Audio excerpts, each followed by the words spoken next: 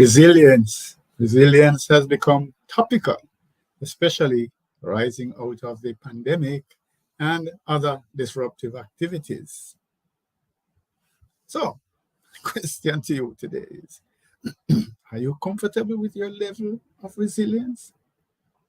Is that a kind of not so clever question in the sense that could I say that I'm an A plus person in terms of resilience and therefore I'm all right, I don't need to improve? Is that a realistic approach? How do you thrive in the face of adversity? And the question I also have is, do you feel as if you have street smarts? Hi, I'm Trevor E.S. Smith. I'm with the Success with People Academy, and I want to welcome you to today's Success with People livecast. We want to explore two big wins today in the little time that you spend with me. We try to get out of here somewhere in the region of 30 minutes. And so just ask you to stick around. I have a special invitation for you today, which would have impact in your lives. So stick around till the end. And what we will do, I want to explore with you 4 riveting case studies of how individuals have used DISCerning communication principles. In other words, dominance, influence, steadiness, and conscientiousness to drive their resilience to produce outstanding results. I want you to just join me in that very intriguing journey. But as usual, we're going to provide you with practical steps towards enhancing your resilience so that you can be better equipped to go through and better navigate life's unfolding events. So we want to start by looking at the D style, dominance, in our DISCerning communication framework. And we want to look at someone who champions it. I think LeBron James, where did I get Brown? LeBron James is a champion of that. So we know, okay, fine. Those of you who are up to date will realize that, okay, fine, he just got swept in a conference final. But this might just open another challenge for LeBron. But for me, LeBron has epitomized what we understand to be D-style behaviors, his leadership on and off the field, his decision-making in games, man, and also the capacity to take charge when the clock is running down or in the fourth quarter. Those kinds of things come from a D-style philosophy. And so even though he might be injured, or, you might get, remember when he was 3-1 down and everybody said, hey, it's done. Nobody has ever come back from that, but he whipped the Golden State Warriors and won the crown. So this is the kind of, I like to look at it, maybe D-style cussedness, where you're going to look defeat, look challenges, look adversity in the face, and move on. Another big one was 2010, 2011, when he used his leadership to pull together a team to go down and join Dwayne Wade at the Heat. And he got a lot of heat for it. But at the end of the day, he has rings to prove that his decision was right. So LeBron, to me, exemplifies this type of behavior in terms of moving towards resilience. And so that idea of facing challenges head on, staying confident, and also the determination that underpins this style behavior, that to me is the epitome of using dominance, that this style behavior in the quest for resilience. All right, let's look at the I style. And for me, Steve Jobs is the epitome of using innovation and creativity as tools to drive resilience. Now that sounds strange because sometimes we think about resilience as putting up some kind of a solid wall, and toughness. But here, Steve used innovation and creativity. Remember, this is the guy who actually found the company, did all of this kind of stuff, and then got kicked out. But when he got kicked out, man, when he came back, that's when the magic of his reliance on innovation and creativity. Now, I'm not saying that these guys didn't use other tools, by the way. Clearly you don't get to be the top of the organization with you using some D style and some S style and some C style. But I'm talking about the primary vehicle. And the primary vehicle for Steve's excellence was his focus on the I style, the creativity, the innovation, the capacity to sell ideas. Here it is that before Steve Jobs, we didn't know that we had to have this little device within arm's length at all time. Yeah, let's think about that. That concept of idea that we couldn't, if we ever left home without our little mobile device, we would be in a quandary. That didn't exist before. So what I'm saying is, here's an idea of resilience that came from selling ideas that we didn't even know, selling needs that we didn't even know that we had. And so that's one of the things that you want to look at as well. When we look at innovation and creativity, when we look at resilience, we looked at the use of dominance. Here, we're looking at I style, the capacity to show charismatic leadership, sell people ideas, get the team together. And guess what? Transform cultures. That's one of the things that Steve has done. And even now, after his death, Apple still continues to have this culture of excellence, this culture of innovation and creativity. May not be to the extent of Steve, but who knows?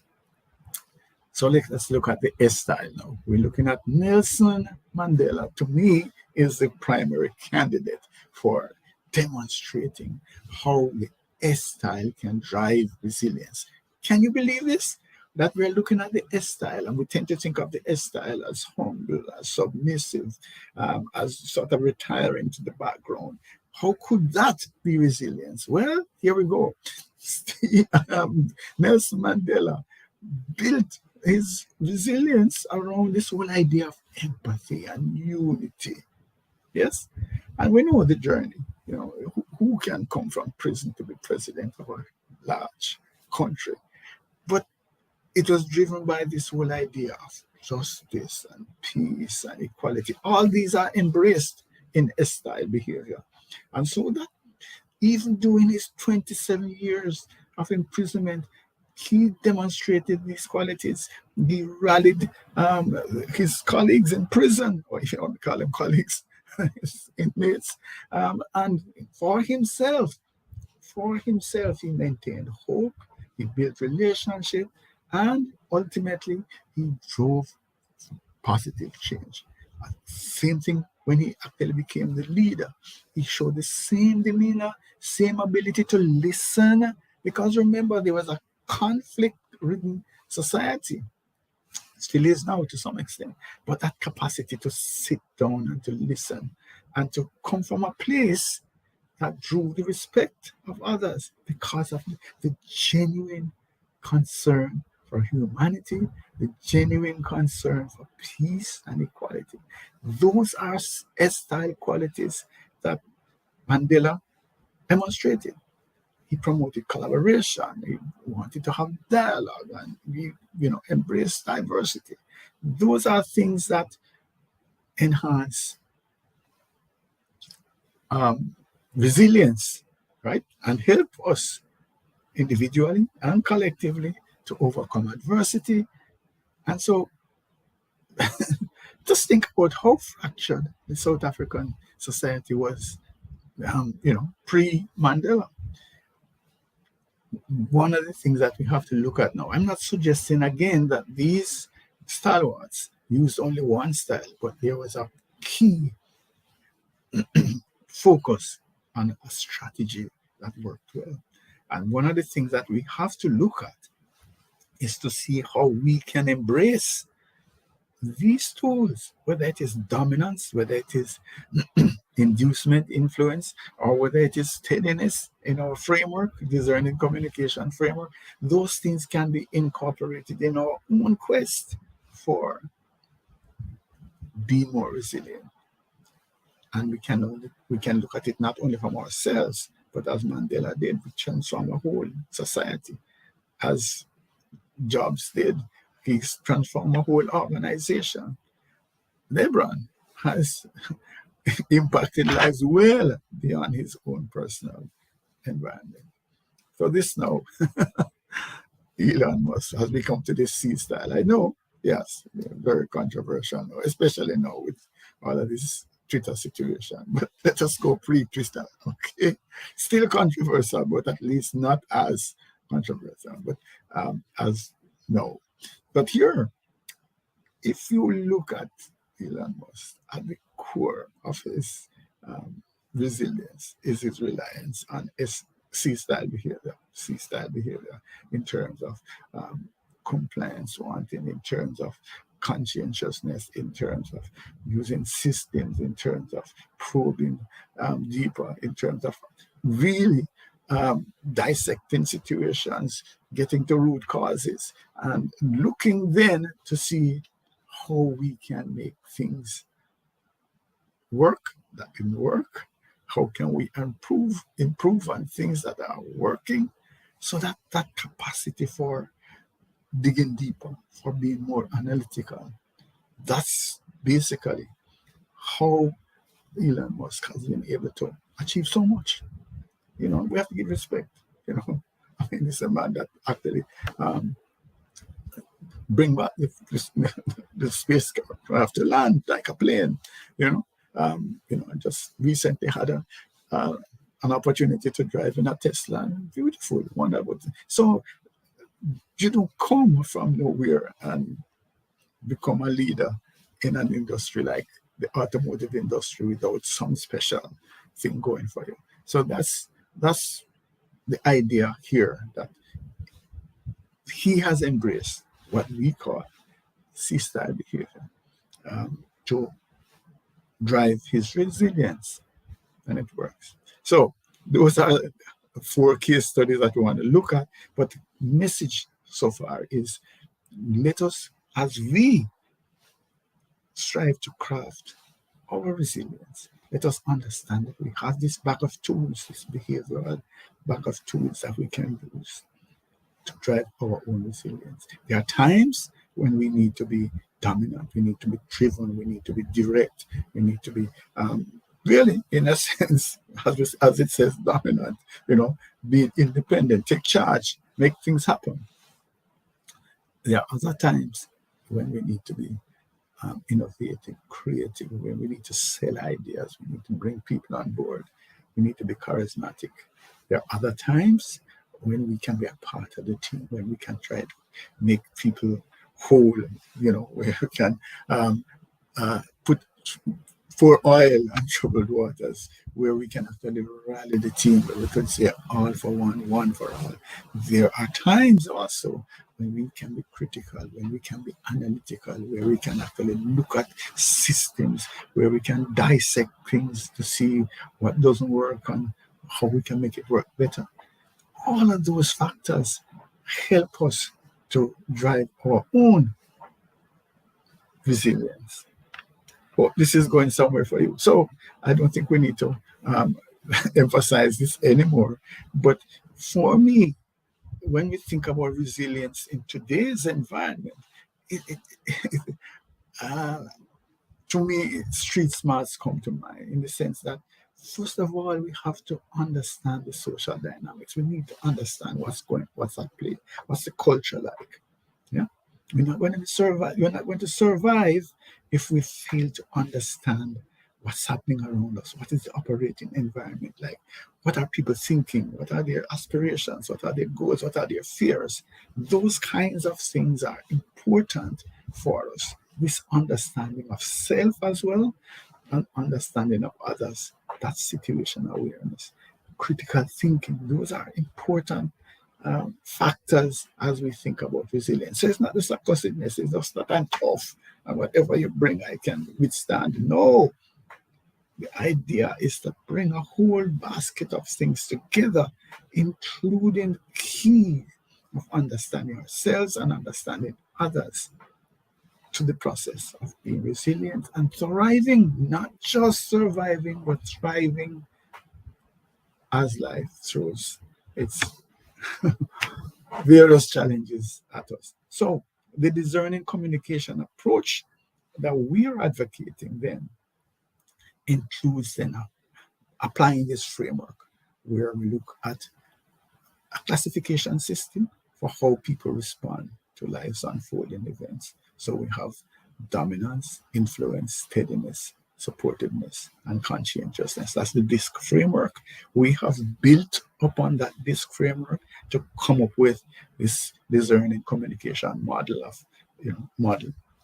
So that's basically the idea, is that if we seek to use this framework to understand self, understand others, read into situations, read into behavioral styles, then we can be able to connect better. We can remove a lot of conflicts. A lot of conflicts come down to misunderstanding each other because of behavioral differences. We can persuade people to take action, just like Steve Jobs did, right? And we can also develop relationships. And believe me, if you understand resilience, relationships are a key factor in resilience. So that's the framework. We're saying get to understand self, get to understand others better, and inevitably you're going to be more resilient. If we have teams, if we have organizations that focus on helping people to understand themselves and understanding their teammates better, that organization is going to be more resilient. There's no question at all about it. So that's it. It's building resilience on the platform of a deeper understanding of self, a deeper understanding of others, and that is the key to resilience. So, what about you? What about me? I have a preference. I have, a set of tools that I prefer to use as I navigate through life. But should I only rely on that? I'm suggesting to you, and please don't go back and say, but you just showed me that LeBron used this D. Yeah, but I don't know that he could have only used this D to convince people to, pull up and come and play for the Heat. So all I'm just suggesting to you is, and I don't see that Mandela could be president and go through all of those challenges unless he had a robust D in him as well. So I'm just saying that while we might have a preference for a particular style, one of the keys that we need to do is to understand when to flex, when to move, what it is, what is the situation requiring.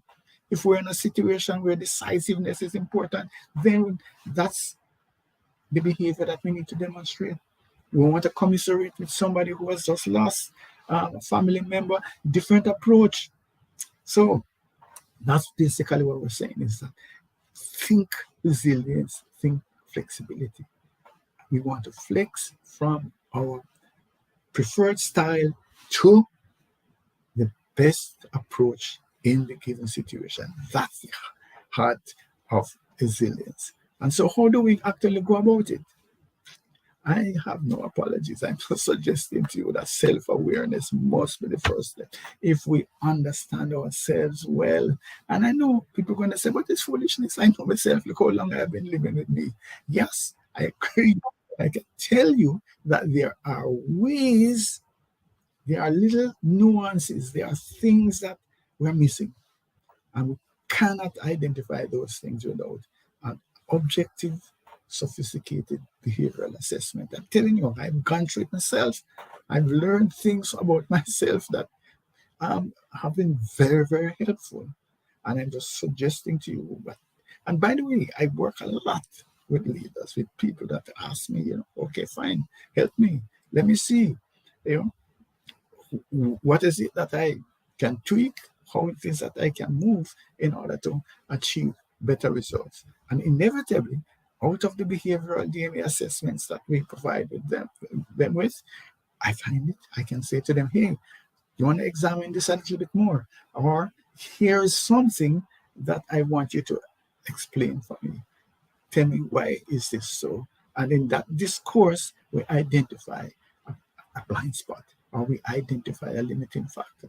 And we can say, okay, fine, over the next 3 to 4 months, I want you to work on these areas, and I want you to reinforce these other areas. That's part of what it is that will build resilience. But you cannot, I'm suggesting, get to this place without some kind of objective analysis outside of yourself, some psychometric assessment.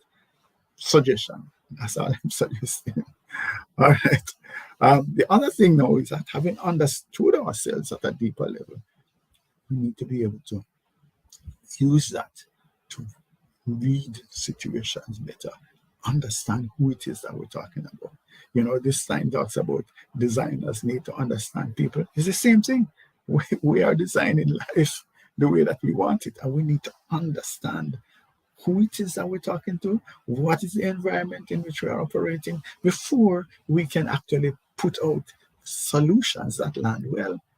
So this idea of flexibility, I don't care what style you're coming from, look at what is required in this particular environment and work towards adapting your style. Idea of this is who I am, this is how I am, this is how I've always been, that doesn't work. We need now to understand the idea that here I am, and I am a flexible individual. I will use my knowledge of behaviors to select the appropriate behavior for every situation. That's the ideal. And as we're moving in that direction, we're moving towards greater levels of resilience. Active listening. Next time, I'm actually going to have a full live cast on listening, discerning, listening. But this is the key. This is the key. If we learn to listen to people's behavior, stand in their shoe, we are able to foster trust, empathy, and of course, once people trust us, then that gives us another dimension of resilience. I'm just suggesting that these are skills that can be acquired, can be developed, but sometimes we underplay their importance to resilience and to success. Giving and receiving feedback and advice, it can be tricky. Have you ever had a situation where you're genuinely giving solid advice and it gets thrown back in your face? Yeah, it's not as easy as it sounds. Some of these things, again, are nuanced, and by understanding, applying our discerning communication principles, we learn how to give feedback or give advice that lands the way that we want it to land, or we are able to take on board feedback and advice in the way that the person who given it would want us to.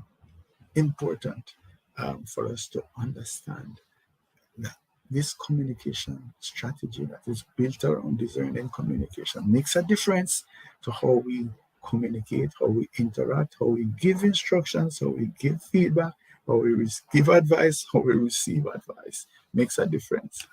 So what's the bottom line? Bottom line is that building resilience is enhanced by applying our discerning communication principles. It makes a huge difference to how we navigate life and how we make connections. And making connections is a key platform for building resilience. And so what we have done, essentially, is what the discerning communication model is about. Is about the DISC framework: dominance, influence, steadiness, conscientiousness. And we built effective communication, how we interact with others around it. So we have a whole body of information, text, and all sorts of content that helps people to understand how they could apply the DISC framework. A lot of people have DISC reports and they really don't understand what it means. I see that people come to me and say, "Oh, it says that I'm a D." Yeah, but so what? And they just bury down now that, okay, I'm a D, and you know.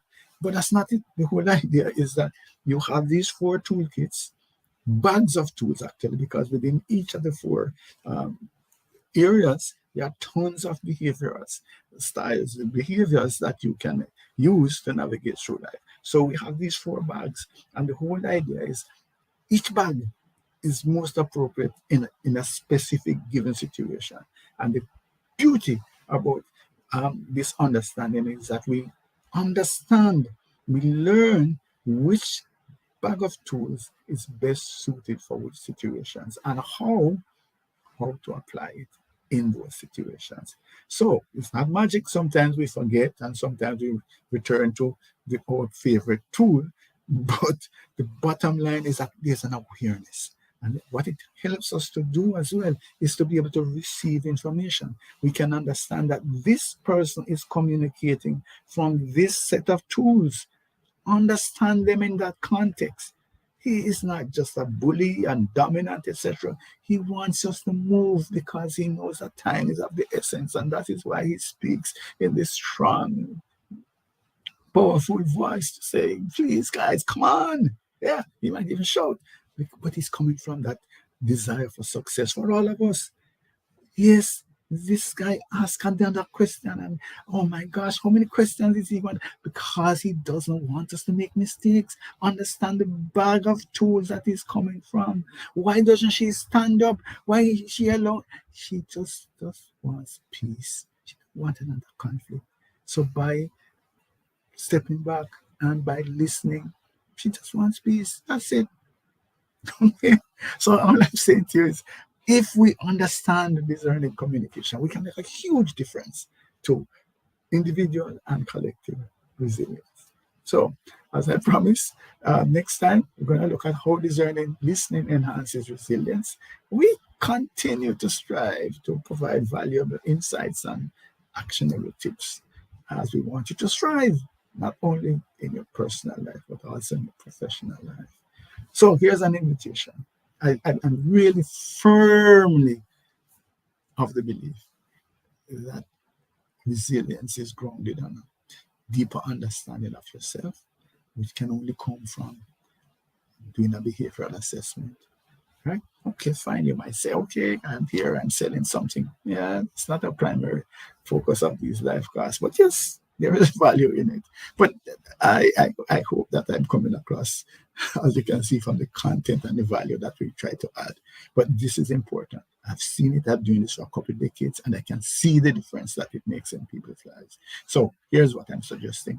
If you do one of the extended this behavioral DNA assessments, I will actually do what I'm paid for and to sit with you with the assessment and to say, hey, let us examine these areas that you might be aware of, but not in front of your mind, or here are some limiting factors and here are some go-to. So you just can send me an email at info@successwithpeople.org or send me a WhatsApp text. It's probably even easier, 876-535-6677. And we will talk and make it happen.